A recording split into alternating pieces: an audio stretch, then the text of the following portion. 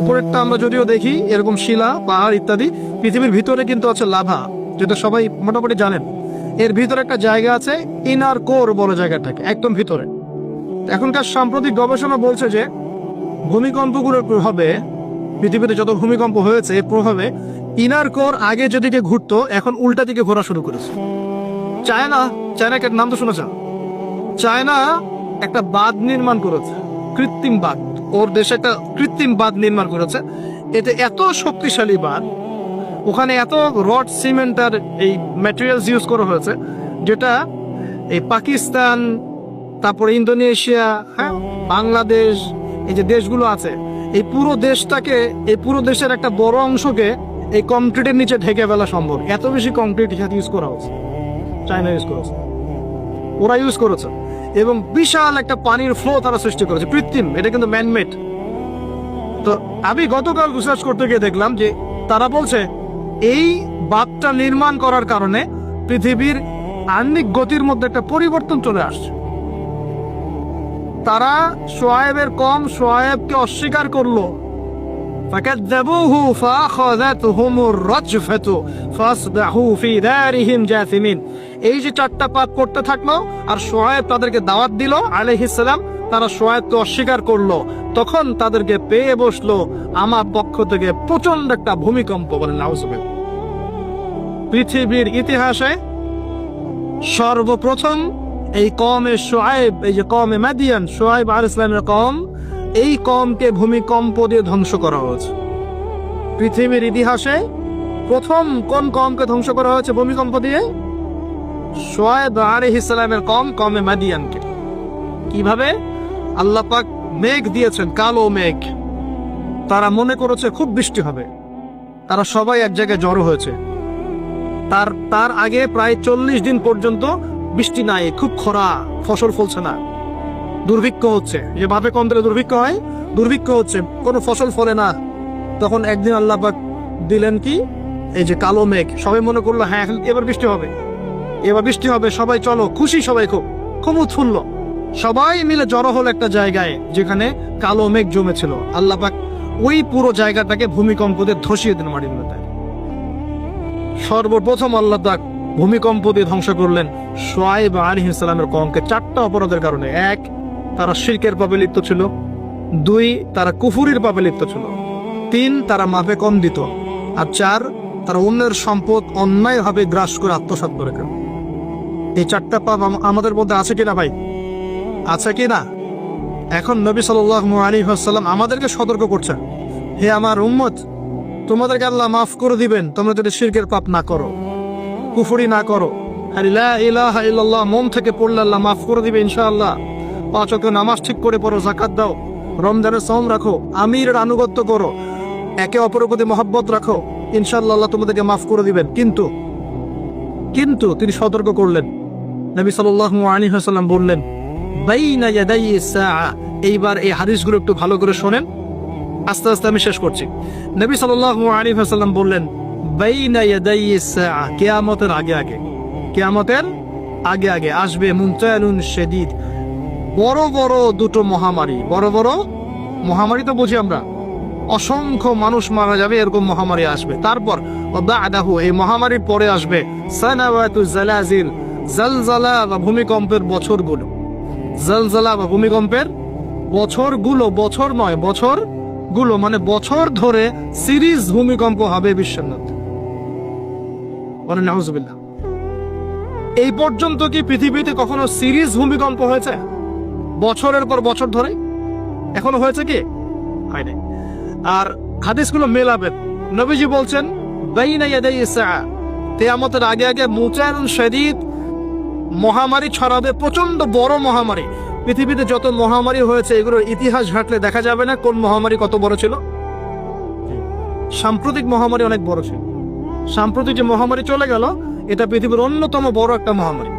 আমি বলতে পারবো না যে এটাই সেই মহামারী যার কথা নবীজি বলছেন হাদিসে, এমনটা আমি বলতে পারবো না, কেউই বলতে পারবে না। কিন্তু হতেও তো পারে, পারে না? হতে পারে। তবে নবীজি স্পষ্ট বলছেন বাদাহু, মহামারীর পরে আসবে সানাওয়াতু জালাজিল, জালজালার বছরগুলো, সিরিজ ভূমিকম্প হবে বছর জুড়ে। বলি নাউজুবিল্লাহ। কেন হবে? নবীজি বলছেন লা তাকুমুস সাআ, কিয়ামত হবে না হাত্তা ইউকবাদুল ইলম, যতক্ষণ পর্যন্ত না জ্ঞান উঠে যায়। এখন জ্ঞান উঠে যাচ্ছে না, কোরআন সুন্নাহর জ্ঞানকে মানুষ পরোয়াই করে না। মানুষ এখন বস্তুবাদী জ্ঞানকে বেশি প্রাধান্য দেয়, কোরআন সুন্নাহর জ্ঞানকে খুব কম মানুষই প্রাধান্য দিচ্ছে। বেশিরভাগ মানুষ বস্তুবাদী শিক্ষাকে প্রাধান্য দেয়। ইউকবাদুল ইলম, জ্ঞানকে কবজ করে নেওয়া হবে। নবীজি বলছেন এরপর কি হবে? ওয়া তাকফুরু জালাজিল, বেশি বেশি ভূমিকম্প হবে। ওয়া ইয়াতাকারাবু জামান, সময় সংক্ষিপ্ত হয়ে আসবে। এখানে অ্যামেজিং বিষয় হচ্ছে কি, প্রত্যেক ভূমিকম্পের সাথে সময় একটু একটু করে সংক্ষিপ্ত হয়। রিসার্চ সায়েন্সের কিভাবে? পৃথিবীর ভিতরে একটা জায়গা আছে যেটা উত্তপ্ত লাভা, এখানে লাভা আছে। আর পৃথিবীর ভিতরটা কিন্তু গরম, উপরেরটা আমরা যদিও দেখি এরকম শিলা পাহাড় ইত্যাদি, পৃথিবীর ভিতরে কিন্তু আছে লাভা, যেটা সবাই মোটামুটি জানেন। এর ভিতরে একটা জায়গা আছে, ইনার কোর বলে জায়গাটাকে, একদম ভিতরে। এখনকার সাম্প্রতিক গবেষণা বলছে যে ভূমিকম্পগুলোর প্রভাবে, পৃথিবীতে যত ভূমিকম্প হয়েছে এর প্রভাবে ইনার কোর আগে যেদিকে ঘুরতো এখন উল্টা দিকে ঘোরা শুরু করেছে। নাউজুবিল্লাহ। মনে রাখবেন, কিয়ামতের অন্যতম আলামত কিন্তু সূর্য পশ্চিম দিক থেকে উঠবে আর সময় সংক্ষিপ্ত হয়ে আসবে। নবীজি বলেছেন যে একটা বছর চলে যাবে একটা মাসের মতো, একটা মাস চলে যাবে একটা সপ্তাহের মতো, একটা সপ্তাহ যাবে একটা দিনের মতো, একটা দিন যাবে কেমন, নবী এটাও বলেছেন। নবীজি বলেছেন একটা দিন যাবে একটা ঘন্টার মতো। মানে ঘন্টা মানে কি, যে ম্যাচেল কাঠি জ্বালাতে যতক্ষণ সময় লাগে এতটুকু সময়ের মধ্যে মিনিট চলে যাবে। কিভাবে হবে এটা আল্লাহ ভালো জানেন। আবার দাজ্জালের হাদিসেও আছে, দাজ্জাল যখন বিশ্বে শাসন করা শুরু করবে তখন 40 দিন সে বিশ্বকে শাসন করবে। কতদিন? 40 দিন। যার প্রথম দিনটা হবে 1 বছরের সমান লম্বা। প্রথম দিন কত বছর? 1 বছর সমান লম্বা। কে জানে পৃথিবীর গতি থেমে যাবে কিনা, থেমে যেতেও পারে। আপনাদেরকে নিউজ দেয়, চায়নাকে নাম তো শুনেছেন, চায়না একটা বাঁধ নির্মাণ করেছে, কৃত্রিম বাঁধ। ওর দেশে একটা কৃত্রিম বাঁধ নির্মাণ করেছে। এটা এত শক্তিশালী বাঁধ, ওখানে এত রড সিমেন্ট আর এই ম্যাটেরিয়ালস ইউজ করা হয়েছে, যেটা এই পাকিস্তান, তারপর ইন্দোনেশিয়া, হ্যাঁ, বাংলাদেশ, এই যে দেশগুলো আছে, এই পুরো দেশটাকে, এই পুরো দেশের একটা বড় অংশকে এই কংক্রিটের নিচে ঢেকে ফেলা সম্ভব। এত বেশি কংক্রিট এখানে ইউজ করা হয়েছে, চায়না ইউজ করেছে, ওরা ইউজ করেছে। এবং বিশাল একটা পানির ফ্লো তারা সৃষ্টি করেছে, কৃত্রিম। এটা কিন্তু ম্যানমেড। তো আমি গতকাল রিসার্চ করতে গিয়ে দেখলাম যে তারা বলছে এই বাঁধটা নির্মাণ করার কারণে পৃথিবীর আহ্নিক গতির মধ্যে একটা পরিবর্তন চলে আসছে। মানুষের হাতের কামাই দেখেন। আর এখানে কিন্তু দাজ্জালের হাদিস এটাও বলা হচ্ছে যে পৃথিবীর প্রথম দিনটা, দাজ্জালের প্রথম দিনটা হবে 1 বছরের সমান লম্বা।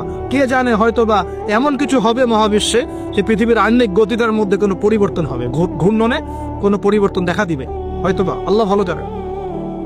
তা আমি বিশ্বাস করি এটা হবে, কিন্তু আমি বলি না কারণ মানুষ বলবে যে আপনি এত স্পেসিফিকলি কেমন করে বলতে পারেন। তা আমার বিশ্বাস এরকম কিছু একটা হবে, মহাবিশ্বে এমন কিছু একটা হবে যাতে এই পৃথিবীর গতির মধ্যে একটা পরিবর্তন আসবে। না হলে দাজ্জালের একদিন কেমন করে 1 বছরের সমান হতে পারে? সাহাবীরা প্রশ্ন করলেন, ইয়া রাসূলুল্লাহ, আমরা তখন নামাজ কেমন করে পড়বো?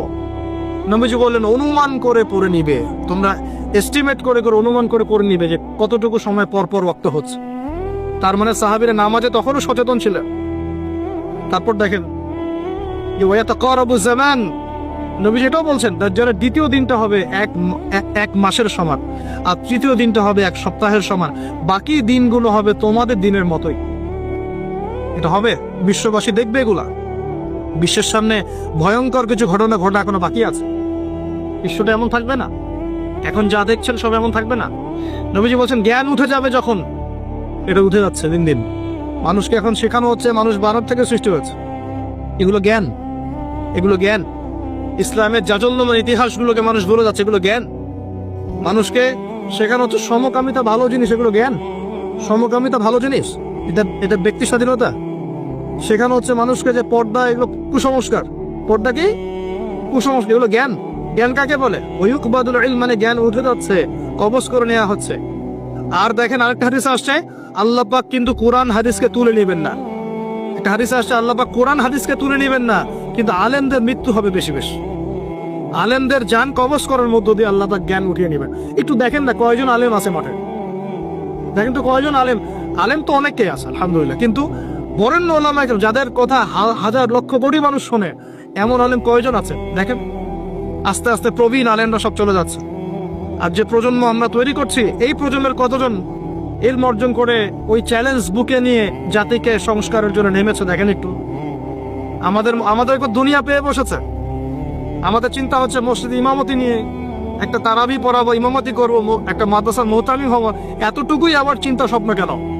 স্বপ্ন থাকতে হবে যে আমি আমার জ্ঞান দিয়ে উম্মাকে পরিবর্তন করবো ইনশাআল্লাহ, এবং আল্লাহর জমিন আল্লাহর দিন প্রতিষ্ঠা করে ছাড়বো ইনশাআল্লাহ।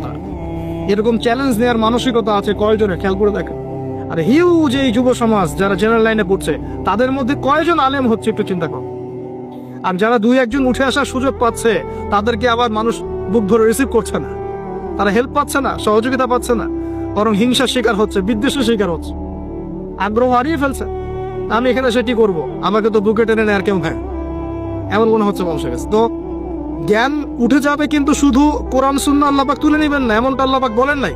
আল্লাহ বলেছেন, তার নবীর মাধ্যমে জানিয়েছেন যে আলেমদের মৃত্যু হবে, সংখ্যা কমে যাবে। সংখ্যা বেড়েছে না কমেছে? তাবারাকাল্লাযী বিয়াদিহিল মুলক ওয়া হুয়া আলা কুল্লি শাইইন কাদির। এই সূরাটা রাতে তেলাওয়াত করতে বলেছেন আল্লাহ পাক, খেয়াল করে দেখেন। এবং ফজিলত বলা হয়েছে এই সূরার তেলাওয়াত ইনশাআল্লাহ আপনাকে কবরের আযাব থেকে বাঁচাবে। এটা হাদিস আছে কিন্তু। আর একটা লিংক আপনাকে দেই, একটু মনোযোগ দিবেন।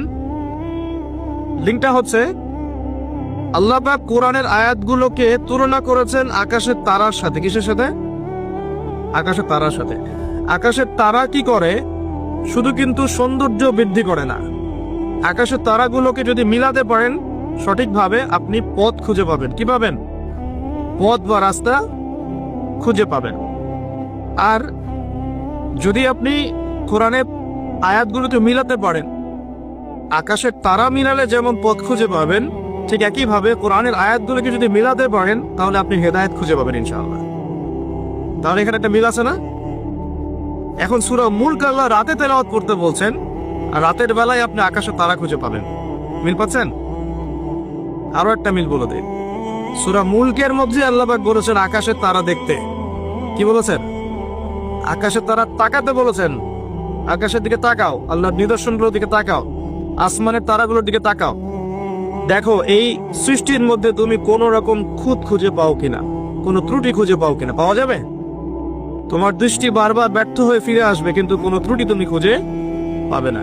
দেখেন আল্লাহ পাক বলছেন কোরআনের আয়াতগুলো পথ দেখাবে, ঠিক যেমন আসমানের তারাগুলো পথ দেখায়।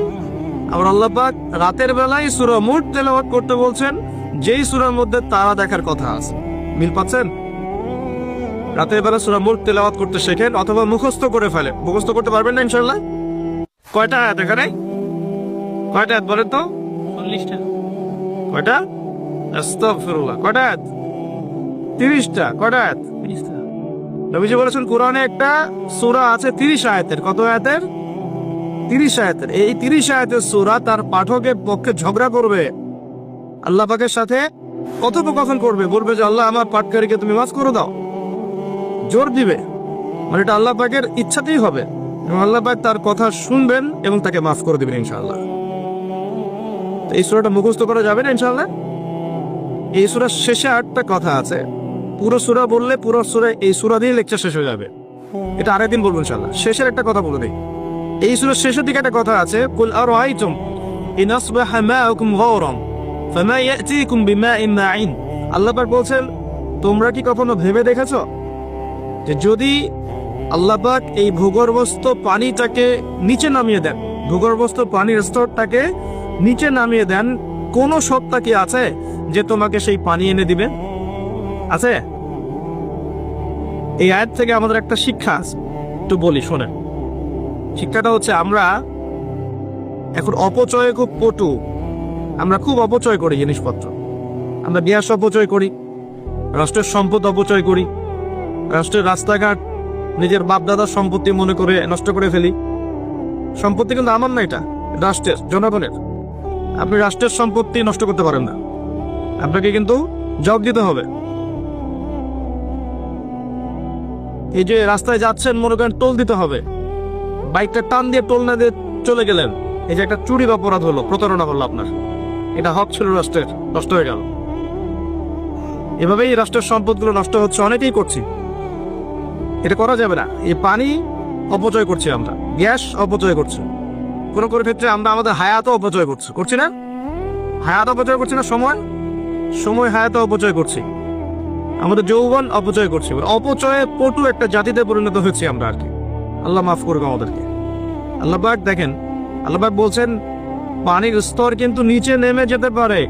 যদি নিচে নেমে যায়, আল্লাহ ছাড়া কে আছে পানি নিয়ে আসবে তোমাদের জন্য? এই পানি অপচয় করতে করতে করতে করতে এখন পানির স্তর নিচে নেমে গেছে অলরেডি। ঢাকা সহ বাংলাদেশের, ঢাকা স্পেশালি এই পানির যে লেয়ার, এটা নিচে নেমে যাচ্ছে দিন দিন। খবর আছে আপনার? সারা দিন, একদিন 24 ঘন্টায় পুরো ঢাকা শহরের প্রত্যেকটা বাথরুমে যত গ্যালন গ্যালন পানি অপচয় হয়, এগুলোকে সংরক্ষণ করা গেলে বাংলাদেশে পানির অপচয়, পানির কোনো সংকটই থাকতো না। এখন মনে হচ্ছে পানি তো অনেক, সমস্যা নাই। পানি চলে যেতে কয়দিন সময় লাগবে? নদীগুলো শুকিয়ে যাচ্ছে না? আগের মতো পানি আছে নদীতে? নদীগুলো শুকাচ্ছে না? অপচয় এমন একটা কাজ, যখন একটা জাতি অপচয় করে তখন তাদের উপর থেকে বরকতটা উঠে যায়। কি উঠে যায়? বরকত। আমরা অপচয় তো বন্ধ করে দিই, আল্লাহ তৌফিক দান করুন। আমাদের অপচয়টা দেখাচ্ছি, একটু দেখেন।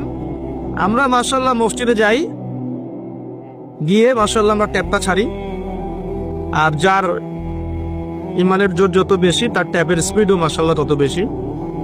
ঠিক আছে, পানি পড়তে থাকে দেদা আসছে, এক বালতি পানি দিয়ে আমরা উজু করি, এক বালতি পানি দিয়ে আমরা একজন উজু করি। খেয়াল করে দেখেন, এখন যদি মসজিদে নামাজ পড়তে আসে 500 জন মুসল্লি, 500 বালতি পানি খরচ করে ফেলেছে। উমর রাদিয়াল্লাহু আনহু যুগ হলে এই মুসল্লিরা মাইর খেত। উমর রাদিয়াল্লাহু আনহু যুগটা থাকলে এখন এই মুসল্লিদেরকে পিটানো হইতো। ওখানে প্রশাসন থাকতো কতটুকু পানি ফরজ করতো দেখার জন্য। এটা কি অপচয় মনে হচ্ছে না আপনার কাছে? এক বালতি পানি দিয়ে রাসূল সাল্লাল্লাহু আলাইহি ওয়াসাল্লাম এক বালতিরও কম পানি দিয়ে গোসল করতেন। সহিহ বুখারী পড়ে দেখেন, নবী সাল্লাল্লাহু আলাইহি ওয়াসাল্লাম এক বালতিরও কম পানি দিয়ে গোসল করতেন। আর আমরা ওযুই করি, এক বালতি পানি লাগে, আধা বালতি পানি লাগে। আর এই শহরগুলোতে যে শাওয়ার ছেড়ে দিলাম, ব্যাস পড়ছে পানি 1 লিটার, 10 লিটার, 15 লিটার, 20 লিটার গোসল করতেছে। মহিলা ঢুকলে তো কথাই নাই, 40-50 লিটার পানিও চলে যেত। এই যে পানির অপচয়, এটা লেকচারে বলবো ভাবছিলাম, সুযোগ পাচ্ছিলাম না, আজকে মনে পড়েছে বলে দিলাম। পানির অপচয় করেন না। আল্লাহ পাক কিন্তু পানির নিয়ামত নিয়ে নিতে পারে, পানির স্তর নিচে নেমে যেতে পারে, কিন্তু আল্লাহ পাক আমাদেরকে বোঝার তৌফিক দান করুন। শুধু কোন সম্পত্তিরই অপচয় করবেন না, ব্যক্তিগতও না, রাষ্ট্রেরও না। সম্পত্তি সঞ্চয় করার চেষ্টা করেন ইনশাআল্লাহ, তাহলে সামনের যে দিনগুলো আসবে কঠিন, ওই সময় ইনশাআল্লাহ লাভ হবে আমাদের। কঠিন দিন যে সামনে আসছে, এটা কি বিশ্বাস করেন না? বিশ্বাস করার দরকার নাই, যখন আসবে তখন বুঝেন। এখন শোনেন, যুব ভাইদেরকে বলছিলাম এবং যুবতীদেরকেও বলছি, স্পেশালি ইয়াং জেনারেশনে বেশি, তার তোমাদেরকে বলছি, আল্লাহ পাকের এখানে 2টা কথা আছে। একটা কথা, রাসূলের আদেশ যা যা আছে মানতে হবে, নিষেধ যা যা করেছেন বর্জন করতে হবে। স্টার্ট করেন ঘুম থেকে। ঘুমানোর সময় আপনি সূরা মুলক পড়েন। সূরা মুলক তেলাওয়াত করতে হলে কোরআন তেলাওয়াত করার আগে শিখতে হবে, তাই তো? সবাই জানি তো কোরআন তেলাওয়াত করা জানি? কনফিডেন্স নাই? কোরআন তেলাওয়াত করে জানেন না? আল্লাহ সবাইকে তৌফিক দেখ। আজকের মাহফিল সার্থক হবে যদি একটা ওয়াদা করে বাসায় যান, এই ওয়াদাটা পূরণ করতে পারেন, আজকের এই মাহফিল সফল করবেন। আগামী মার্চ মাসের মনে হয় 20 থেকে 25 তারিখের দিক থেকে সম্ভবত রমজান শুরু হবে। ঠিক আছে, এটা কি মাস চলছে? ডিসেম্বর, জানুয়ারি, ফেব্রুয়ারি, মার্চ, 2 মাস বাকি আছে, 2-3 মাস বাকি আছে।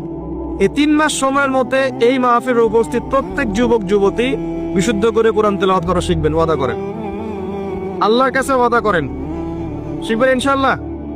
ইনশাআল্লাহ। শয়তান 3টা ধোঁকা দিবে। কয়টা ধোঁকা? আপনার শয়তান 3টা ধোঁকা দিবে, এটা সবাইকে দেয়, আপনাকেও দিবে। 1 নাম্বার ধোঁকা দিবে যে আমি অনেক জানি, আমার জানার দরকার নাই। কত শিখছি কোরআন তেলাওয়াত, মক্তবে পড়েছি, নুরানি পদ্ধতি পড়েছি, বৈজ্ঞানিক পদ্ধতি পড়েছি, হুজুরের কাছে পড়েছি, হ্যাঁ তারাবির নামাজের আগে পড়েছি, রমজানে পড়েছি, আমার জানার দরকার নাই, আমি অনেক জানি। এটা শয়তানের একটা ধোঁকা। ভালো করে পড়াশোনা করলে বুঝবেন যে আপনি কিছুই জানেন না এখনো। দ্বিতীয় ধোঁকা হচ্ছে আপনাকে শয়তান ধোকা দিবে, আমার অনেক বয়স হয়ে গেছে, আমি আর পারবো না। এই ধোকা দেয় নাই ভাই? আমার অনেক বয়স হয়ে গেছে, আমি আর পারবো না, আমার জিহ্বায় আসে না। জিহ্বায় না আসলেও করতে হবে, তাহলে আপনি ডাবল নেকি পাবেন ইনশাআল্লাহ। জিহ্বায় না আসলেও যারা পরে ওই হাদিসে আসছে, মানে আটকে আটকে যায়, তারপরেও বহু আলাইহি শাক্কুন, এটা তার উপর কঠিন হয়, তারপরেও সে চেষ্টা করে, ফালাহু আজরুন, তার জন্য ডাবল পুরস্কার, ডাবল নেকি হবে ইনশাআল্লাহ। আরেকটা শয়তান ধোকা দিবে, এটা তোমাদেরকে দিবে, ইয়াংদেরকে, সেটা হলো অনেক সময় পড়ে আছে, এত তাড়াহুড়ার কিছু নাই, পরে শিখে নিব। এই ধোকা দেয় নাই? এই ধোকা দিয়ে দিই তো বয়স হয়ে গেল 25-30, এখনো 30টা কোরআনের আয়াত তুমি বলতে পারছো না। 30টা কোরআনের আয়াত যে তুমি জানো না, এটা তো ওই ধোকারই ফসল। তোমার আব্বা আম্মাকে আগে ধোকা দিয়েছে শয়তান, যে বাচ্চাটাকে আগে বড় করি, স্কুল কলেজ বিশ্ববিদ্যালয়টা শেষ হোক, তারপরে দেখা যাবে। ওই করতে করতে ছেলের বয়স হয়ে গেছে 25-30, এখনো ওযুর মাসআলা জানে না, নামাজের মাসআলাগুলো জানে না, ফরজ ওয়াজিব সুন্নত মুস্তাহাব বোঝে না, আর ইসলামের গভীর জ্ঞান তো অনেক দূরের কথা। কুরআন হাদিস আকীদা উসুল ফিকহ এগুলো তো অনেক পরের কথা। আপনি নষ্ট করে ফেলছেন যুব সমাজকে, নষ্ট করে ফেলছেন একদম। এদেরকে সুস্থতার দিকে নিয়ে আসতে হলে ইসলামী শিক্ষার কোনো বিকল্প নাই, নামাজের কোনো বিকল্প নাই। এদেরকে সামাজিক কাজে লাগিয়ে দিতে হবে, সোশ্যাল কাজে, সামাজিক উন্নয়নমূলক কাজে, এই যে মানবতার সেবামূলক কাজে, প্র্যাকটিক্যাল কিছু কাজে, কিছু বানাও, কিছু করো, সায়েন্স নিয়ে ঘাটাঘাটি করো, কিছু প্রযুক্তি উদ্ভাবন করো, তোমরা কিছু করো। দেখেন আমরা যত কিছু ব্যবহার করি সবকিছু কিন্তু ইহুদি খ্রিস্টানদের। এই যে আমি যে মাইকে কথা বলছি, মাইকে ইসলামে বড় বড় কথা বলছি, এই মাইকটাও দেখা যায় যে মুসলমান তৈরি করা নেই। তাহলে এটা কি কাম্য ছিল? আর এই বিশ্বের যত শিক্ষার বুনিয়াদ, এই বুনিয়াদের শিক্ষা দিয়েছে মুসলিমরা। বিশ্বাস না করলে খালি আপনি 1200 বছর ইতিহাসটা পড়ে দেখেন। ইবনে সিনার নাম শুনেছেন? চিকিৎসা বিজ্ঞান দাঁড়িয়ে আছে ইবনে সিনার উপরে, নাম শুনে নেই? জাবির ইবনে হাইয়ানের নাম শুনেছেন? এই কেমিস্ট্রি না থাকলে আপনি ওষুধ তৈরি করতে পারবেন না। কেমিস্ট্রি না থাকলে কি পারবেন না? মেডিসিন তৈরি করতে পারবেন না। এটা দাঁড়িয়ে আছে কেমিস্ট্রি জাবির ইবনে হাইয়ানের উপরে, যে কি ইউরোপে বলে গ্যাবর ইবনে হাইয়ান। এরকম নাম প্রচুর আছে। আপনি এই যে ম্যাথামেটিক্সের কথা বলেন, জ্যোতির্বিদ্যার কথা বলেন, তারপরে প্রাণীবিদ্যার কথা বলেন, এই রক্ত সংবহন তন্ত্রের কথা বলেন, এক একটা সাবজেক্ট ধরে ধরে দেখেন, সবগুলোর গোড়ার মধ্যে আমাদের মুসলিম মনীষীদের অবদান আছে। এমনকি এই যে পুরো বিশ্বের যে দর্শনগুলো চলছে, যত দর্শন, ফিলোসফিক্যাল থটস, আমরা ফিলোসফি পড়েছি, এই ফিলোসফিগুলোর গোড়ায় গিয়ে আপনি দেখবেন সব মুসলিম দার্শনিকদের নাম লেখা আছে। আমরা ইমাম গাজালির নাম জানি না, ইবনে রুশদের নাম জানি না, হ্যাঁ আমরা অনেক কিছু জানি না। আসলে আমরা শেকড় ভুলে গেছি এখন। বিশ্বাস করেন, আমরা এই যে প্রযুক্তি, মোবাইল ফোন, টিকটক, মেয়েদের পিছনে ঘুরতে ঘুরতে, অ্যাফেয়ার, বাইক চালানো, আমরা আমাদের জীবনের লক্ষ্যই ভুলে গেছি। আল্লাহ পাক আমাদের যুব সমাজকে তাদের জীবনের লক্ষ্য বোঝার তৌফিক দান করুন। ভাই আল্লাহ পাক আপনাকে এমনি এমনি সৃষ্টি করেন নাই, আমাকে এমনি এমনি সৃষ্টি করেন নাই। আল্লাহ পাক চান আমাদের কাছে আমরা যেন তার দ্বীনের জ্ঞান অর্জন করি এবং এই জ্ঞান অনুযায়ী আমল করি। এই আমলটা সমাজে ছড়িয়ে দেই, ইসলামের দাওয়াতের মেহনত ছড়িয়ে দেই, যাতে একটা সময় হলেও যেন আল্লাহর জমিন, আল্লাহ দিন কায়েম হয়। এটা আল্লাহ পাক চান আমাদের কাছে। আল্লাহ পাক আমাদেরকে এই জন্য সৃষ্টি করেন নাই যে একটা মেয়ের জন্য আত্মহত্যা করে ফেলবেন। একদম একটা মোবাইল ফোন একটা মেয়েকে কিনে দিয়েছেন, তার জীবন নষ্ট করে ফেলছেন। যে বাবারা মেয়েদেরকে ফোন কিনে দিয়েছেন, জীবন নষ্ট করে ফেলেছেন, এবং তার মাধ্যমে আরো 10টা ছেলেরও জীবন নষ্ট করেছে। আর সত্যি কথা বলছি, এখন আমরা তো ঢাকা শহরে থাকি, মানে এখানে ছেলেদের চেয়ে মেয়েরা বেশি পথ। হ্যাঁ, খুব ভালো লাগে ওদের। কি ভালো লাগে? একটা ছেলের সাথে বাইকে করে ঘুরবে, টাকা খসাবে, এখানে ওখানে ডেট করবে আস্তে আস্তে। এগুলোতে খুব মজা পায়। এগুলোর জন্য কি তাকে সৃষ্টি করা হয়েছে? আপনি বলেন এই মেয়েদেরকে আপনি যখন ঘরে নিয়ে আসবেন, আমি নারী বিদ্বেষী কথা বলছি না, নারীদেরকে আমরা অনেক অনেক সম্মান করি, অনেক শ্রদ্ধা করি। আমাকে জন্ম দিয়েছেন একজন নারী, আমাকে দিনের পথে চলতে আত্মবিশ্বাস যোগায় পিছন থেকে, ঘরের নারী যোগায় কি না? আমার নিজের কন্যা সন্তান আছে, আমরা মেয়ের বাবা। কিন্তু এখন যে টিকটক জেনারেশন মেয়েদেরকে আপনি তৈরি করছেন, ফোন হাতে তুলে দিয়ে ডেটিং করছে, বাইকের পিছনে ছেলের সাথে ঘুরছে, এখানে ওখানে ফ্রি ওপেন সেক্স করছে, কোনোদিন ধর্ষণের শিকার হচ্ছে, এই মেয়েদেরকে ঘরে নিয়ে আসার পরে এদের গর্ভ থেকে কি আপনি ইসমাইলের মতো সন্তান পাবেন? এদের সাথে তোমরাও দেখা যায় যে অনেক সময় প্রেম করতে ভালো লাগে, এই মেয়েদেরকে কেউ বিয়ে করবে না। এ ধরনের নারীদের সাথে মানুষ প্রেম করতে মজা পায়, কেউ সম্মান করে বিয়ে করতে চায় না। করলেও দেখবেন 2-1 বছরের মধ্যেই নাই সেই সম্পর্ক। সমস্যা হচ্ছে গোড়ায় আমরা আমাদের যুবক যুবতী, আমাদের ছেলে মেয়েদেরকে দিনই বুনিয়াদি ইসলামী শিক্ষা দিচ্ছি না। এটা শিক্ষা দেওয়ার দায়িত্ব প্রত্যেক পিতা, প্রত্যেক মাতার। সে মাদ্রাসায় পড়ুক আর জেনারেল লাইনেই পড়ুক, আপনাকে শিক্ষা নিশ্চিত করতে হবে। কিভাবে করবেন এই হেডেক এখন আপনার, আমার আর হেডেক নাই, আমি দিয়ে দিলাম হেডেক আপনাকে। এই হেডেকটা আমার মাথায় ছিল, আপনাকে দিয়ে দিলাম, আপনি চিন্তা করেন কিভাবে করবেন। এখন পারলে অফলাইনে করেন, না হলে অনলাইনে করেন। অনলাইনে আচ্ছা আলোচনা চলে আসছে, একটা কথা বলে দিই, অনলাইনে অনেক রকম কোর্সেস চলছে। তবে আমি নিয়াত করেছি ইনশাআল্লাহ, আমি আরো কয়েকজন ওলামায়ে কেরামদের সাথে পরামর্শ করেছি, এমনি এখনো করে যাচ্ছি। কমপক্ষে বরেণ্য 8 থেকে 10 জন স্কলার বা আলেমদেরকে নিয়ে অনলাইনে ইনশাআল্লাহ আমরা একটা মাদ্রাসা খুলবো ইনশাআল্লাহ। এটা অফলাইন না, অনলাইন মাদ্রাসা। আমি নাম দিয়েছি তহা জিন্নুরাইন ইসলামিক অনলাইন মাদ্রাসা। আমি দোয়া করি আল্লাহর কাছে, আল্লাহ পাক যেন এই মাদ্রাসাকে কবুল করেন এবং এর ওসিলা করে আল্লাহ পাক লক্ষ লক্ষ কোটি কোটি যুবককে দিনের জ্ঞান শেখার তৌফিক দান করেন। যুবতীদেরকে দান করেন, আমাদের ছোট ছোট সোনামণিদেরকে দান করেন। যারা অফলাইনে দিন শিখতে পারছে না, আল্লাহ যেন অনলাইনে শেখার তৌফিক দান করেন। তো এখানে বেশ কয়েকটা লেভেলে বেশ কয়েকটা কোর্স লঞ্চ করা হবে ইনশাআল্লাহ। যেমন বাচ্চাদের জন্য বুনিয়াদি নুরানি কোর্স। আপনার বাচ্চা আছে ছোট, 4 বছর 5 বছর বয়স, ভর্তি করায় দিলেন, নুরানি কোর্স করবে, কোরআন তেলাওয়াত করা শিখবে। এরপরে একটা হিপসের কোর্স, আপনি অনলাইনেই হিপস করবেন। যাদের বয়স 10 বছর হয়ে গেছে, 12 বছর 15 বছর, অনলাইন হিপস করবেন। আপনি চাইলে আপনার বয়স যদি 30-40 হয় আপনিও করতে পারবেন, তো আপনার ব্যাচটা আলাদা হবে। এরপরে হচ্ছে আমাদের জেনারেল ভাইদের জন্য, জেনারেল শিক্ষিত দিনী ভাইদের জন্য ইসলামিক ডিপ্লোমা কোর্স। এটা কেমন? এখানে 4-5টা লেভেল থাকবে। লেভেল 1 মনে করেন এখানে আপনার বুনিয়াদি জিনিস, আপনার আকীদা, আপনার কোরআন তেলাওয়াতের জ্ঞান, আপনার দৈনন্দিন জিকির আজকার, নামাজ, আপনার হাদিসের মধ্যে ফয়জুল কালামের মতো বই, ঠিক আছে, ইসলামের ইতিহাস, তারপরে ফিকহের মধ্যে ফিকহুল মুয়াসসার, এই ধরনের বই। মানে প্রাথমিক বুনিয়াদি যে জ্ঞানটুকু মাদ্রাসা দেয়া হয়, এটা ইনশাল্লাহ শিখবেন। এটা শেষ করার পরে যাবেন লেভেল 2। লেভেল 2 তে গিয়ে আরো হাই ক্লাস কিছু বই পাবেন, ওখানে আরো কিছু সাবজেক্ট অ্যাড হবে, ইসলামিক পরিবার, ইসলামিক অর্থনীতি, ঠিক আছে, ইসলামিক জিওপলিটিক্স, স্ক্যাটোলজি, এরকম কিছু সাবজেক্ট আসবে। এটা দিয়ে আবার কপি করে সবাই বানানো শুরু করে দিয়েন না, আমি তো বলে দিচ্ছি আর কি। আর বানালে আলহামদুলিল্লাহ কোনো সমস্যা নাই, এটাও দিনের খেদমত হবে ইনশাআল্লাহ। একজনকে দেখে যদি আরো 10 জন শিখে সমস্যা, কোনো সমস্যা। এভাবে লেভেল 3 তে গিয়ে আপনি মাদ্রাসায় যেগুলো নাহু, হেদায়েতুন নাহু, হেদায়া কুদুরে, এই ধরনের বইগুলো পড়ানো হয়, এগুলো শিখবেন ইনশাআল্লাহ। শেষ লেভেলে গিয়ে আপনি জালালাইনের মতো তাফসীর শিখবেন ইনশাআল্লাহ। মানে একজন মৌলানা সাহেব বলতে বোঝাচ্ছি, আমি তো আপনাকে ফকিহ বা মুফতি বা মুহাদ্দিস এরকম লেভেলের কথা বলছি। একজন আলেম, একজন জাননেওয়ালা, বুঝওয়ালা মানুষ যতটুকু দিনের জ্ঞান অর্জন করেন ইনশাআল্লাহ, এই জ্ঞানটুকু আপনি লেভেল 1, 2, 3, 4, 5 এভাবে আপনি অর্জন করবেন ইনশাআল্লাহ।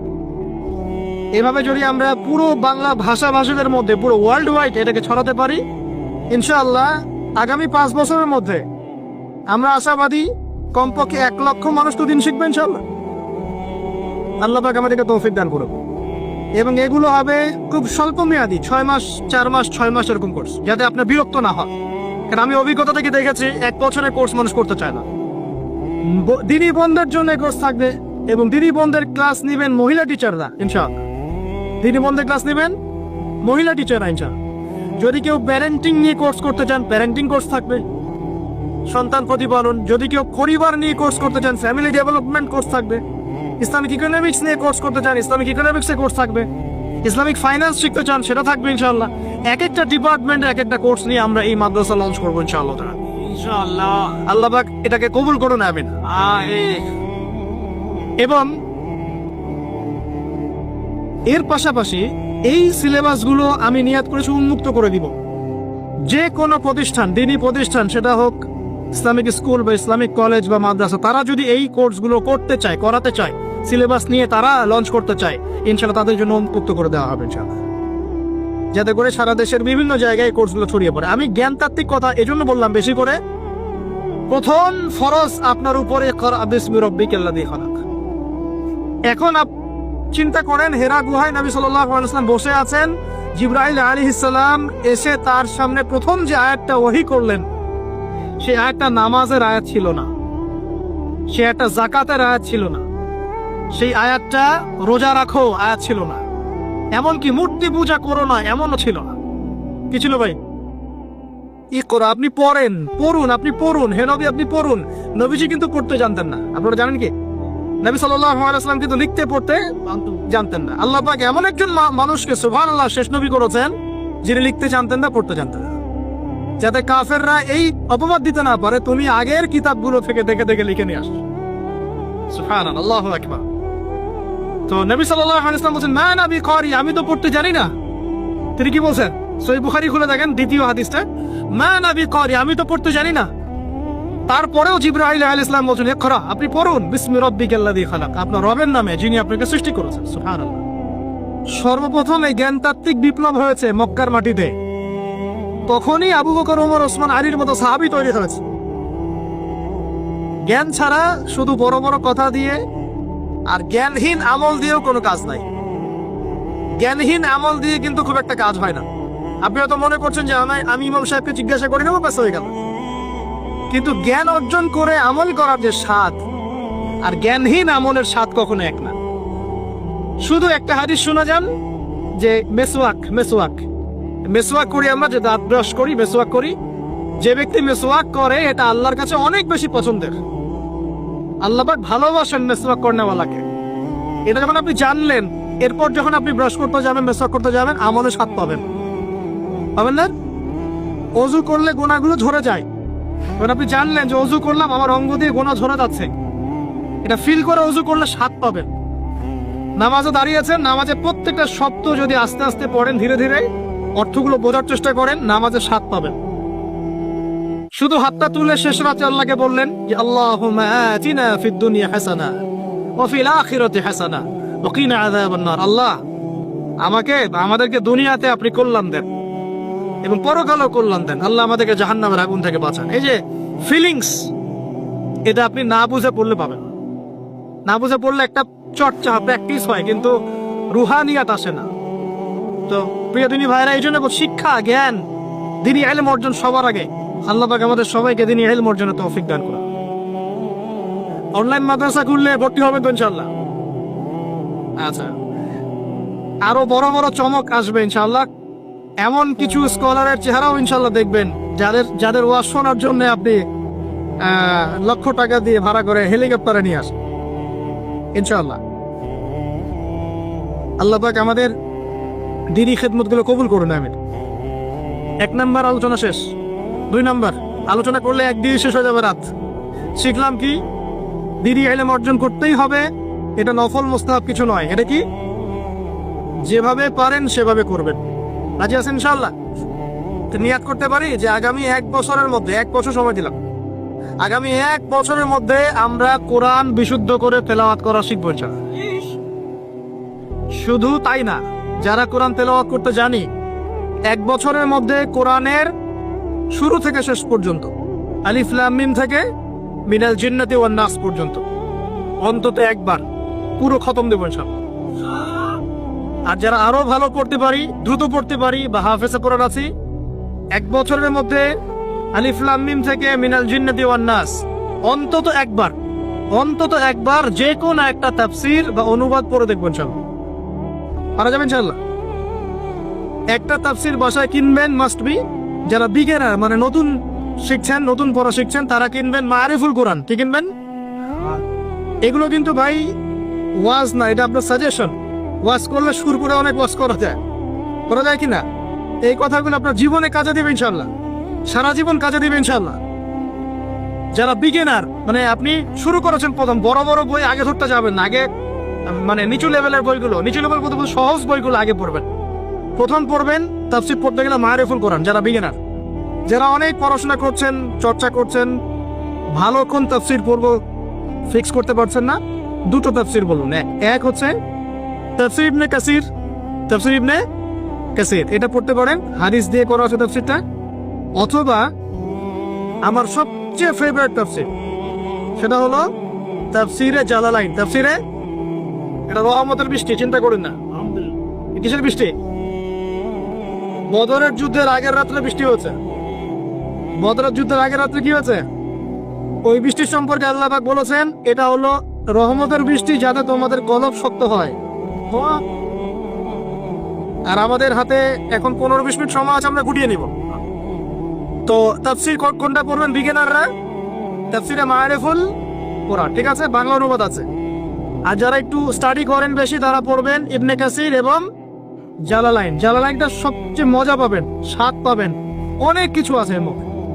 জালালাইনের মধ্যে এত এত রস আছে, এত নূর আছে, মারিফত আছে, যেটা আমি অন্য অন্য তাফসীরে পাই না। আল্লাহ পাক লেখককে জান্নাতুল ফেরদৌস দান করুন। দুজন সংকলন করেছেন। তো এরপরে আমরা ইলম অর্জনের পরে দ্বিতীয় যে কাজটা করা দরকার পুরো গ্লোবাল প্রেক্ষাপটে এবং উম্মার জন্য, ব্যক্তিগত পর্যায়ে, সব ক্ষেত্রে দ্বীনের স্বার্থে, সেটা হলো ইলম অনুযায়ী আমল করতে হবে। ইলম অনুযায়ী আমল শুরু হবে ভাই আগামীকাল থেকে না, আজকে রাত থেকে ইনশাল্লাহ। আগামীকাল থেকে আমল না, এখন থেকে আজকে রাত থেকে আমল ইনশাল্লাহ। এই রাতের আমল কি? ঘুমানোর সময় ঘুমানোর সুন্নত, সূরা মুলক তেলাওয়াত করবেন, আয়াতুল কুরসি পড়বেন, সূরা ফাতিহা, ফালাক, নাস, ইখলাস, পারলে সূরা ওয়াকিয়া ইত্যাদি পড়ে নিজেকে দম করে নেবেন, বাস, তারপরে ঘুমিয়ে যাবেন। ঘুমানোর সময় আল্লাহুম্মা বিসমিকা আমুতু ওয়া আহইয়া, এই সময় দোয়া কবুল হবে। বৃষ্টির সময় কি হয়? আচ্ছা, আমরা মাঝখানে দোয়া করে নেই, বৃষ্টি যদি শেষ হয়ে যায়, আবার আমরা দোয়া করে আল্লাহ পাক আমাদের সবাইকে দ্বীনি ইলম অর্জনের তৌফিক দান করুন। আমাদের সবাইকে আল্লাহ পাক দ্বীনি ইলম অনুযায়ী বেশি বেশি আমল করার তৌফিক দান করুন। আল্লাহ পাক বক্তা শ্রোতা সবাইকে, খাস করে আমাদের যুব সমাজকে আল্লাহ পাক লম্বা নেই খায়ের দারাজ করুন। আল্লাহ পাক আমাদের সবাইকে আদর্শ পরিবার করে দিন। আমাদের সন্তানদেরকে আল্লাহ পাক মানুষ করার তৌফিক দান করুন। আমাদেরকে আল্লাহর ঘর জিয়ারতের তৌফিক দান করুন। আল্লাহ পাক আমাদের সবাইকে দিন রাত দাওয়াতের কাজ করার তৌফিক দান করুন।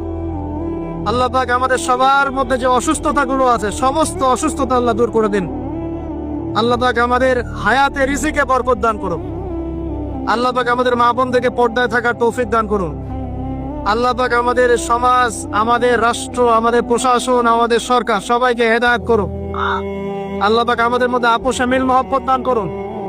আল্লাহ পাক আমাদেরকে আল্লাহর জমিনে আল্লাহর দ্বীন কায়েমের তৌফিক দান করুন। 2 নাম্বার কাজ, ইলম অনুযায়ী আমল করা। ইলম অনুযায়ী আমল শুরু হবে কালকে থেকে, এখন থেকে। আমল করা মানে হচ্ছে এক কথায় আমাদের জীবনের প্রতিটা কাজ রাসূলুল্লাহ সাল্লাল্লাহু আলাইহি ওয়াসাল্লামের সুন্নাহ মাফিক করব ইনশাআল্লাহ। রাজি আছি তো ইনশাআল্লাহ? এই ঘুম থেকে শুরু হবে। আপনার ঘুমটা এখন সুন্নাহ মাফিক হবে, আমারটা কিন্তু হবে না। এই যে রাত্রে করে আমরা জার্নি করছি, এটা সুন্নাহ মাফিক হচ্ছে না। আল্লাহর কাছে মাফ চাই, আল্লাহ পাক ওজর দেখবেন ইনশাআল্লাহ। তবে অভ্যাস করবেন এশার নামাজের পরেই কি করতে? ঘুমাতে, যাতে করে তাহাজ্জুদে আপনি উঠতে পারেন। ওই বরকতময় সময় আল্লাহ পাক প্রথম আকাশে নেমে আসেন। কিভাবে নেমে আসেন এটা বোঝার বা জানার দরকার নেই আমার। আল্লাহ পাকের রহমত নেমে আসে। আল্লাহ রাব্বুল আলামিন আহ্বান করতে থাকেন, কে আছো আমার কাছে কিছু চাইবে, আমি তোমাকে দিব। কে আছো আমাকে ডাকবে, আমি তোমার ডাকে সাড়া দিব। কে আছো আমার কাছে ক্ষমা চাইবে, আমি তোমাকে ক্ষমা করে দিব। আমরা তখন ঘুম, মাশাআল্লাহ।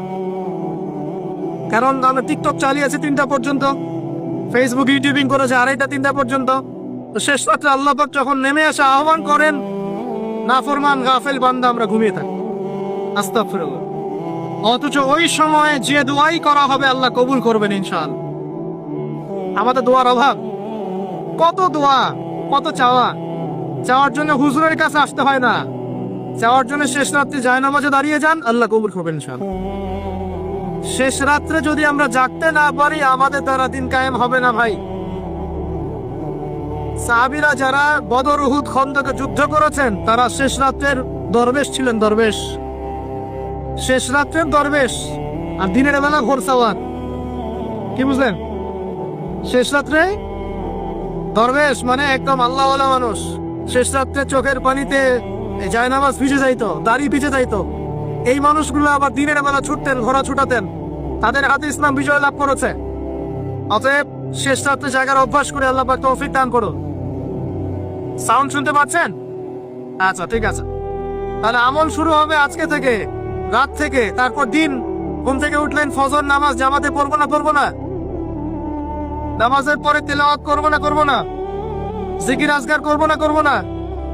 তারপর একটু পড়াশোনা করবো কিনা, খাওয়া দাওয়া কেমন হবে, 7 পেট নাকি নবী সুন্নাহ মাফিক? কাফেররা খায় 7 পেট, কয় পেট? আর মুমিন বান্দা খায় পেটের 3 ভাগের 1 ভাগ। খাওয়ার টেবিলে হেরে গেলে যুদ্ধের মাঠে জিততে পারবেন না। খাওয়ার টেবিলে হেরে গেলে যুদ্ধের মাঠে জিততে পারবেন না। যুদ্ধ মানে আদর্শিক যুদ্ধের কথা বলছি, ইলেকশনের যুদ্ধের কথা বলছি না, ঠিক আছে? আল্লাহ মাফ করো। তো এই সিজন গুলো আসলে অনেক ভাই মারা যায় কিনা? আল্লাহ পাক আমাদেরকে আপোষের এই ফিতনা থেকে হেফাজত করুন। সব পশ্চিমা ষড়যন্ত্র, এগুলো কি সবকেই বলেন পশ্চিমা ষড়যন্ত্র। ভাইয়ে ভাইয়ে মারামারি লাগিয়ে দিয়ে নাকে তেল দিয়ে ঘুমায় ওরা ভাইয়ে ভাইয়ে মারামারি লাগিয়ে দিয়েছে, ভাই ভাই, মুসলিম ভাই ভাই, ওরা এখন মারামারি কর, আমরা নাকে তেল দিয়ে ঘুমাই। এই হলো অবস্থা। আর আমরা বুঝতেও পারছি না যেটা আমরা ওদের ষড়যন্ত্রের মধ্যে পড়ে গেছি। আল্লাহ আমাদেরকে মাফ করুন। অনেক ইসলামপন্থী ভাই এখানে নেমে পড়েন, কি মনে করে নামেন আল্লাহ ভালো জানেন। তবে জেনে রাখেন এই পথে নবী সাল্লাল্লাহু আলাইহি ওয়াসাল্লামের দাওয়াত এবং ইকামত এদিন ছিল না। নবী সাল্লাল্লাহু আলাইহি ওয়াসাল্লামের পথেই দিন কায়েম হবে ইনশাআল্লাহ। আল্লাহ পাক আমাদেরকে পশ্চিমা গোলক ধাঁধা থেকে হেফাজত করুন। এখন আসেন ভাই, তাহলে আমরা আমাদের জীবনের প্রত্যেকটা কাজ যদি নবী সুন্নাহ মাফিক করি, এলেম অনুযায়ী আমল হয়ে যাবে ইনশাআল্লাহ। রাজি আছি তো ভাই? ব্যাস এতটুকু কথা। এখন শুধু কি ব্যক্তিগত আমলই আমার দিনের অন্তর্ভুক্ত, না আমার পরিবার, সমাজ, অর্থনীতিও আছে? কোনটা? আমার পারিবারিক জীবন তাহলে কার সুন্নত মোতাবেক চলবে, নবী সুন্নত না পশ্চিমা সুন্নত? আর পরিবারগুলো পশ্চিমা সুন্নতে চলে না, পশ্চিমা কালচার। জন্মদিন করেন, বিবাহ বার্ষিকী করেন, আরো কত কি করেন, হ্যাঁ তাই না? সাজগোজ থেকে শুরু করে কাপড় চোপড়, পোশাক আশাক, বাথরুমের টয়লেট পর্যন্ত। বাথরুমের টয়লেট তো সব ইংলিশ নাকি? তো নবী সুন্নাহ মাফিক এখানে তো আপনি বসতে পারবেন না।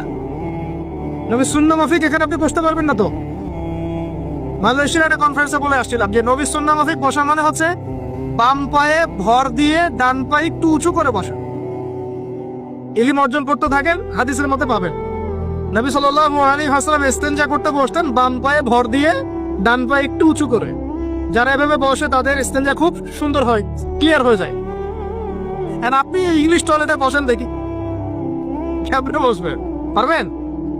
তাহলে এই যে বললাম প্রতিটা জায়গায় ফিতনা। তো বাসায় অ্যাটলিস্ট এমন ওয়াশরুম রাখেন যেখানে নবী সুন্নাহ মাফিক ইস্তেনজা করা যায়। আর যখন সফর করবেন দেশের বিভিন্ন জায়গায়, তখন দেখবেন মাশাআল্লাহ আরো লেটেস্ট পদ্ধতি আছে। ছোট ছোট কিছু গামলা রেখে দেওয়া হয়েছে, ওখানে দাঁড়ায় করতে হবে, বসার কোনো অপশন নাই। আর সব সমান মাপের। মনে করেন একজন লম্বা 5 ফিট, একজন 6 ফিট, একজন 4 ফিট 3 ফিট। এমন কেমনে কি ধরে কিভাবে করবে, মাপটা কিভাবে সমান করবে বলেন তো? একটা হাদিস আমার বুঝে আসছে এই সফর করতে করতে, সেটা হচ্ছে আমি কখনো বলিনি এভাবে যে পশ্চিমা সভ্যতা হচ্ছে ইয়াজুজ আর মাজুজ, এটা আমি বলি না। কিন্তু আমি বুঝতে পারছি, আমি ভিতর থেকে ফিল করছি, আপনি একমত হন না হন, যে ওদের মধ্যে ইয়াজুজ আর মাজুজের খাসলত বা চরিত্র আছে 100%। আমি একটা হাদিস বলি, শেষ করে দিব, আর সময় নেই, 10 মিনিট আছে। এই হাদিসটা শোনেন। নবী সাল্লাল্লাহু আলাইহি ওয়াসাল্লাম একদিন ঘুম থেকে উঠলেন ভয়ে পেয়ে, আতঙ্কিত। নবীজি ভয়ে পেয়ে আতঙ্কিত হয়ে ঘুম থেকে উঠে বলছেন, লা ইলাহা ইল্লাল্লাহ, লা ইলাহা ইল্লাল্লাহ, ওয়াইলুল লিল আরব মিন শাররি ক্বাদ ইখতারাব। আরব জাতির জন্য ধ্বংস, কি ভয়ঙ্কর ফিতনা ধেয়ে আসছে ওদের দিকে, কি ভয়ঙ্কর ফিতনা ধেয়ে আসছে। এবং তিনি হাতের ইশারা করে দেখালেন এইভাবে, আজকে নবীজি বলছেন 1400 বছর আগের কথা, 1445 বছর আগের কথা, 1445 বছর আগে নবীজি বলেছেন, আজকে ওই সময় আজকে ইয়াজুজ আর মাজুজের যে দেয়ালের কথা মনে আছে? জুলকারনাইনের সময় এই দেয়াল এতটুকু পরিমাণ খুলে দেয়া হয়েছে, 1400 কত বছর আগে? তখন তার স্ত্রী বলছেন, আনুহলিক ওয়াফিনা সলিহিন ইয়া রাসূলুল্লাহ, হে আল্লাহর রাসূল সাল্লাল্লাহু আলাইহি ওয়াসাল্লাম, আমাদের মধ্যে ভালো মানুষরা থাকা সত্ত্বেও কি আমরা ধ্বংস হয়ে যাব? আপনি যে বলছেন ওয়াইলুল লিল আরব, আরবদের জন্য ধ্বংস। নবীজি বলছেন, নাম হ্যাঁ ধ্বংস হয়ে যাবে। ইযা কাসুরাতিল খাবাস, যখন নগ্নতা, বেহায়াপনা, অশ্লীলতা সমাজে রন্ধে ছড়িয়ে পড়বে, তখন আলেম জালেম সব ধ্বংস হবে। এই হাদিসটা অকাট্য হাদিস বুখারী মুসলিমের, মানে এটা সহিহ, এটা বিষয়ে কোনো সন্দেহ নেই। তাহলে নবীজি 1445 বছর আগে বলছেন যে আরবদের জন্য ধ্বংস ধেয়ে আসছে, এবং দেয়াল এভাবে খুলে দেয়া হয়েছে। কাদের দেয়াল? ইয়াজুজ আর মাজুজ। আর ইয়াজুজ আর মাজুজের সাথে আরবদের ধ্বংসকে সম্পর্কিত করা হলো না? ইয়াজুজ আর মাজুজের সাথে আরবদের ধ্বংসকে সম্পৃক্ত করা হলো এবং বেহায়াপনাকে সম্পৃক্ত করা হলো। বুঝতে পারছেন? আরব জাতির ধ্বংসের সাথে ইয়াজুজ মাজুজকে কানেক্টেড করা হলো এবং অশ্লীলতাকে কানেক্টেড করা হলো। এখন আপনি চিন্তা করে দেখেন, সারা বিশ্বে পর্নোগ্রাফি কারা ছড়িয়ে দিয়েছে? বলেন দেখি, পর্নোগ্রাফি কি বেহায়াপনা না? সমাজের ইযা কাসুরাতিল খাবাস, যখন সমাজের রন্ধে বেহায়াপনা ছড়িয়ে পড়ে নাই? হাদিসটা মিলান। সমাজের এই মেয়েদের এই যে ফ্যামিলিস্ট রেভলিউশন কারা ছড়িয়ে দিয়েছে? ওরা। সমাজে মেয়ে ছেলে একসাথে চলবে একই পোশাকে, কারা ছড়িয়ে দিয়েছে? সমাজে মেয়েদের বেপরদায় চলার এই সংস্কৃতি কারা ছড়িয়ে দিয়েছে? মাদক আর সুদের সংস্কৃতি কারা ছড়িয়ে দিয়েছে? সবচেয়ে বড় কথা, ফ্রি সেক্স, ওপেন সেক্স, জেনা, ব্যভিচার, পর্নোগ্রাফি, এগুলো কারা ছড়িয়ে দিয়েছে? এটাই ওই যে খুলে দেয়া হয়েছে। এটা আমার ব্যাখ্যা, এটা আমার বুঝ। পৃথিবীর এমন কোন রাষ্ট্র বাকি রাখে নাই তারা এগুলো ছড়াতে, এমন কোন রাষ্ট্র বাকি না। তাহলে সব জায়গায় ছড়িয়ে পড়বে না ইয়াজুজ মাজুজের ফিতনা? ছড়িয়ে পড়েছে। আল্লাহ পাক আমাদেরকে এই পশ্চিমা গোলক ধাঁধা থেকে হেফাজত করুন। আমি আমাদের সংস্কৃতি নিয়ে আমরা বুক ফুলে বাঁচবো ইনশাল্লাহ, আমাদের সংস্কৃতি নিয়ে আমরা চলবো ইনশাল্লাহ। আমাদের কোরআন আছে, হাদিস আছে, আমাদের নবী আছেন, আমাদের সাহাবীরা আছেন, আমাদের দিন আছে ইনশাল্লাহ। আমাদের অন্য কাউকে প্রয়োজন আছে? এই যে প্রযুক্তিগত কথাগুলো বললাম, একটু মাথা খাটান, এগুলো আমরাই তৈরি করতে পারবো ইনশাল্লাহ। সব ঢেলে সাজানো যাবে ইনশাআল্লাহ। আল্লাহ পাক আমাদেরকে বোঝার তৌফিক দান করুন। তাহলে 1 নাম্বার কি বলেছিলাম ভাই? ইলম অর্জন। 2 নাম্বার ইলম অনুযায়ী আমল। আর এই আমলটা কি শুধু ব্যক্তি জীবনে না, জীবনের সব ক্ষেত্রে? আল্লাহ কবুল করুন। 3 নাম্বার, নিজের পরিবারের যত্ন নিন। নিজের ইলম অর্জন করেছেন, আমল করছেন, এখন অনেক বড় বড় কথা অনেকে বলবে, আগে পরিবার ঠিক করেন। আগে কি করবেন? ব্যাস, পরিবার বলতে আপনার স্ত্রী সন্তান। কারণ বাবা মাকে দাওয়াত দেওয়া যাবে, বাবা মাকে গালমন্দ করা যাবে না, বকাঝকা করা যাবে না। বাবা নামাজ পড়েন, আপনি কি মার দিতে পারবেন? মা নামাজ পড়েন, আপনি কি মার দিতে পারবেন? পারবেন না। তবে এই যুগে কিছু হতভাগা আছে, এরা বাপ মাকেও গায়ে হাত তোলে না। এই যুগে এমন কিছু হতভাগা ছেলে মেয়ে জন্ম হয়েছে, আল্লাহ মাফ করুক, এরা পিতা মাতার সাথেও কি জঘন্য আচরণ করে। পিতা মাতা দোয়া নিবেন, যাদের সাথে পিতা মাতা দোয়া থাকে জীবনে সফল হবে ইনশাআল্লাহ। যার সাথে পিতা মাতার দোয়া নাই, অবস্থা খারাপ। আল্লাহ মাফ করুক আমাদেরকে। এখন পরিবার বলতে আপনার স্ত্রী সন্তান প্রথম প্রায়োরিটি পাবে, আর পিতা মাতাকে আপনি দাওয়াত দিবেন, নসিহত করে বোঝানোর চেষ্টা করবেন। আপনার সন্তান যদি 10 বছর বয়সে নামাজ না পড়ে, তখন তাকে আপনি পিটাতে পারবেন। কিন্তু আপনি বাবাকে মারবেন, পারবেন? আর পরিবারের কিছু বিষয় এটা আপনি পাবেন প্যারেন্টিং বইয়ের মধ্যে। আর আল্লামা তাকি উসমানী দামাত বরকাতুহু শাইখের একটা কিতাব আছে ইসলাম ও পারিবারিক জীবন, ইসলাম ও পারিবারিক জীবন। এই বইটা পড়লে আপনি অনেক কিছু জানতে পারবেন। আমি ডিটেলস বলে দেওয়ার সময় পাচ্ছি না আজকে। এক কথায় পরিবারের মধ্যে তাওহীদ থাকবে, শিরক থাকবে না, ঠিক আছে? পরিবারের মধ্যে সুন্নতের চর্চা থাকবে, কোনো বেদাত থাকবে না। পরিবারে হালাল রিজিক থাকবে, কোনো হারাম ঢুকবে না। পরিবারের বিয়ে করব যখন দিনদারিতা দেখে মেয়ে চুজ করব, সৌন্দর্য শ্বশুর টাকা পয়সা দেখে নয়। হ্যাঁ, সৌন্দর্য থাকতে পারে, সৌন্দর্য থাকলে নূর আলা নূর আরো ভালো। কিন্তু যদি মেয়েটা এই যে আমাদের এখনকার সুন্দরী বলতে আপনারা যাদেরকে বোঝেন, নাম নিচ্ছি না, তাদের মতো সুন্দরী নাও হয়, মন খারাপ করার কিছু নাই। এগুলো সব আর্টিফিশিয়াল সুন্দর। কি সুন্দর?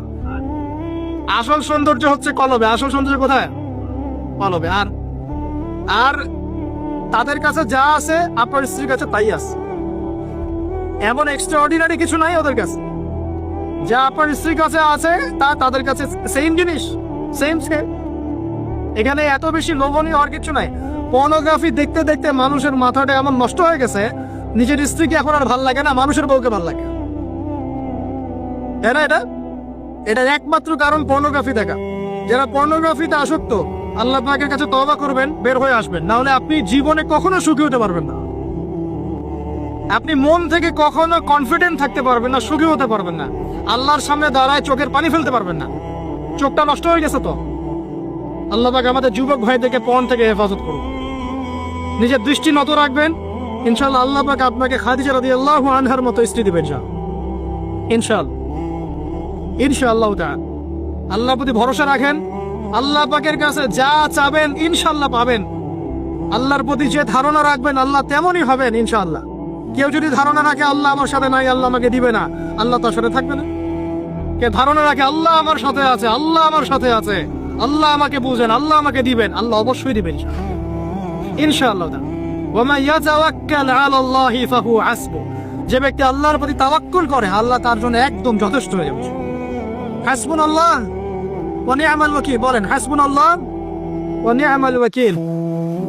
স্ত্রী চুজ করবেন কি দেখে? শ্বশুরের টাকা, যৌতুক নেবেন,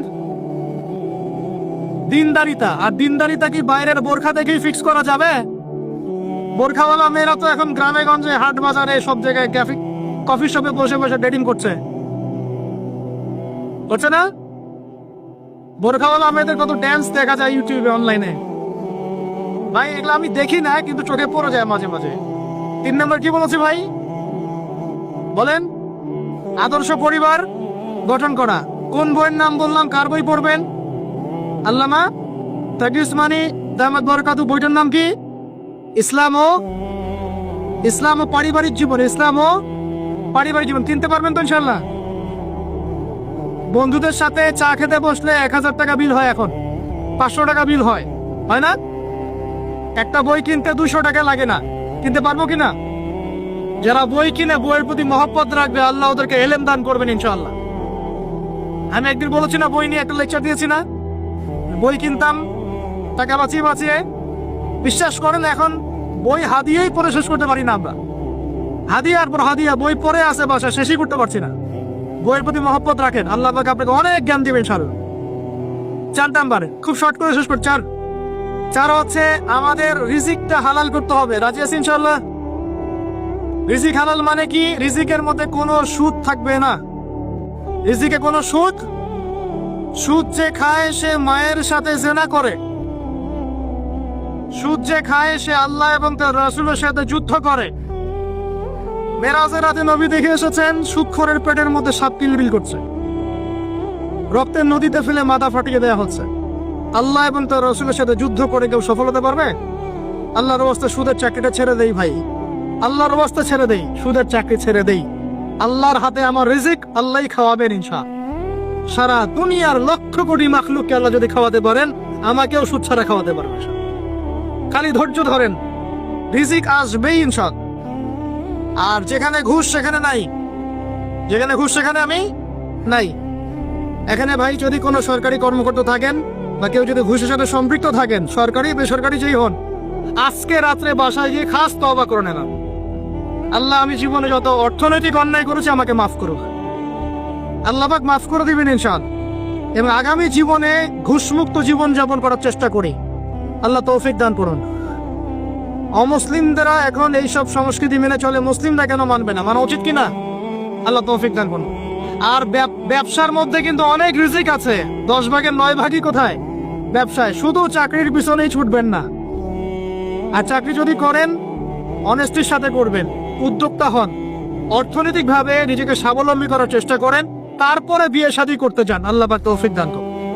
না হলে ছেলে মানুষের সম্মান কমে যায়, ছেলে মানুষকে হাত পাততে হলেই সম্মান কমে যায়। তো প্রিয় ভাইয়েরা, 4 নম্বর নসিহত খুব সংক্ষিপ্ত করে, আমাদের রিজিক হতে হবে কি ভাই? হালাল। আমি এমন আলেমকে চিনি, এমন আলেমের সহমতে গিয়েছিলাম যে বাহিরের হোটেলের মুরগির গোশত, গরুর গোশত খায় না। অবাক হলেন তাই না? হজ করতে গিয়েছে, সেখানেও খায় না, ফল খেয়ে থাকে, কারণ রুটি খেয়ে থাকে, দুধ খেয়ে থাকে। কারণ এই মুরগি যে জবাই করার সময় বিসমিল্লাহ বলা হয়েছে কোনো গ্যারান্টি নাই। এই গরু জবাই করার সময় বিসমিল্লাহি আল্লাহু আকবার বলা হচ্ছে কোনো গ্যারান্টি নাই।